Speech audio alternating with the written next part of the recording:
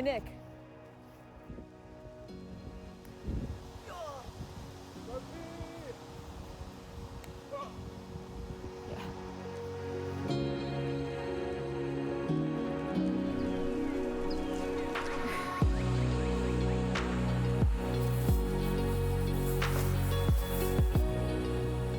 Hi. Happy Pride Month! Woo! To celebrate, I'm gonna be honoring one of my comfort shows, Heartstopper. I'm gonna be making the iconic leaves and using those to decorate my room. So if you're unfamiliar with Heartstopper, what are you doing? Go. Netflix, now, go. Then come back here so you know what I'm talking about. So while I make a butt ton of leaves, I will tell you why this show is so monumental to me and to so many other people. At the time I first watched Heartstopper, I was in a musical and we were 2 weeks away from tech, so we're at the point where it starts to sink in we don't have much time left and it's a really bad time to miss rehearsals.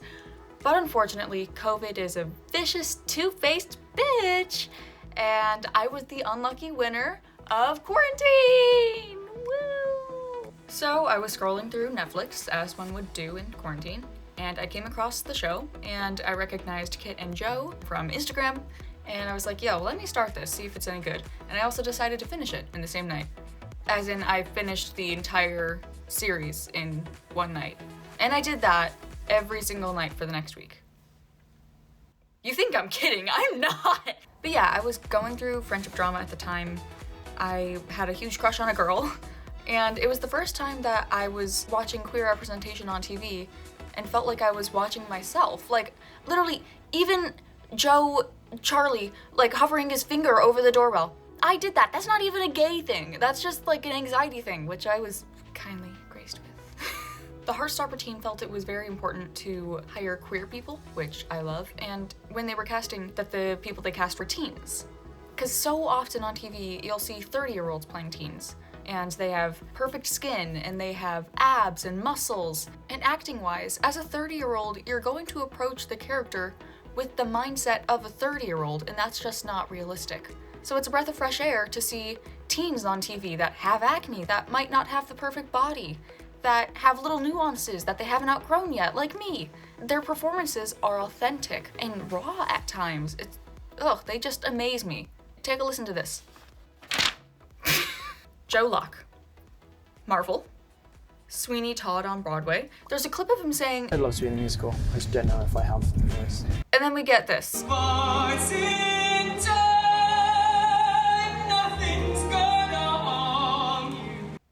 Sir! This was both Joe Locke and Kizzy Edgel's first auditions ever. Also, not a teen, but they got Olivia freaking Colman playing Nick's mom. Kit Connor is also in the Broadway world. Right now he's about to star opposite Rachel Zegler in Romeo and Juliet. Rhea Norwood is on the West End starring as Sally Bowles in Cabaret. Yasmin Finney is in Doctor Who on BBC. Sebastian Croft has How to Date Billy Walsh coming out soon on Amazon Prime. Corey and Cormac are in production for the upcoming film The Green Frog. And Will Gow is in the band Ouija Project. They're about to start touring again, and their song You're So Pretty is actually the last song we heard in the show. And that brings me to my next point, the music. I've discovered so many of my favorite musicians and bands through this show, including Ouija Project. So many of them are just super gay, like Baby Queen, Girl in Red, Cave Town, Orla Gartland. We got Billy coming up in season 3. Every single song has its purpose and it serves it so well. Like Mona Lisa, Dance With Me, Buzzkill. I missed all 3 of my favorite. I just went right over. Oprah? Oboe? Oprah? Losing my shit. But yeah, it's just expertly done. Super gay, just like the lighting. Did you like that transition? Because they spell out the characters' pride flags with this lighting. There's the moment with Nick at the party, and the bi colors flash over his face. There's Imogen in the way that it shifts to the lesbian colors, and the lens flares. There are so many lens flares, and they all have a little rainbow, and they've even edited in a few. The animations are just so cute, and they add a unique flavor to the show. The little leaves, that leaf motif. That is the first thing that comes to mind when you think Heartstopper. leaves, wee! And gay! But there's so many others. There's the butterflies for Ellen Tao, the seagulls that start and end season 1, the rainbow animation that's used to show Ben rejecting to embrace his queerness, and there's so many more. All these extra little things like the lighting and the animations, they give the show flair and they add a polish, but that's not what makes the show monumental. What's actually groundbreaking is the amount of representation and diversity. Take a look at the promo photo. In this picture alone, we already have gay representation, bisexual, lesbian, trans. We have straight. I'm an ally. We have people who come from supportive households, unsupportive households, households where family members have passed or are never around. Anxiety, depression, neurodivergency, an eating disorder, diversity of races. And not even pictured, we have autism, we have asexual, queer adults. It's so rare to find a show with this much queer representation, or this much representation period, but specifically queer. It's revolutionary. Life-saving for some. This show means the world to me. I mean, clearly, oh my god. Be sure to leave a like, subscribe, hit the notification bell so you don't miss any future videos. Drop your thoughts on Heartstopper in the comments. I really hope that Tao goes to Lambert as a film student.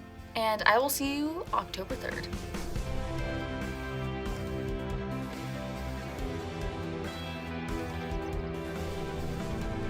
Bye.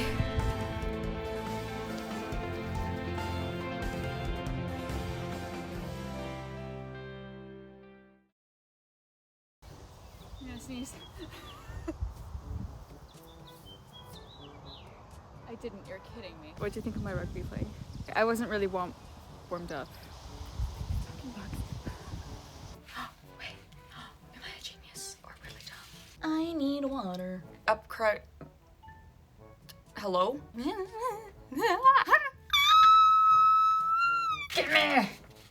me a man at midnight.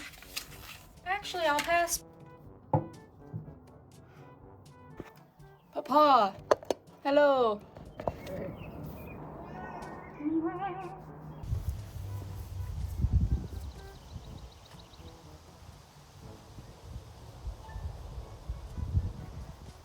I'm gonna get so many bug bites if I go in there.